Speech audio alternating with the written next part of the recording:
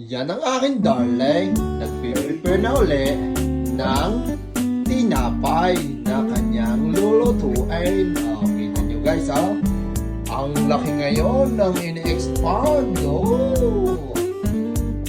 Wow. Lagay-lagay nyo muna ng egg sa ibabaw. Tapos, lalagyan niya ito ng sesame seeds. Sesame seeds, baka naman. Kita nyo, yan. Lalagyan lang ng sesame seeds ang mga paligid. At nakaset na ng 325 ang temperature ng ating oven. Ready na.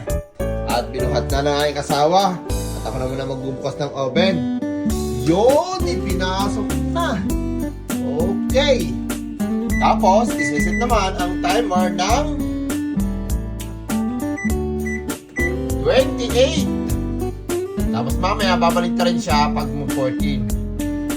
At yan, babalik na rin na natin. Whoop, wala pala akong gloves.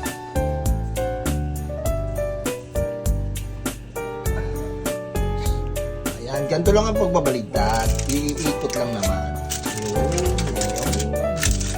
Ganun lang. Yan. Naikot na. Okay. Yan guys, paluto na ang ating challah bread. Okay, tatanggalin na natin sa oven. Yan, kita nyo naman. Wow, wow, wow. Yan, luto na. Diba? May challah bread na si Lolo. Okay guys, ganun ulit tayo kung sino mag-share ng aking video. May 10 star ka sa akin. Thank you.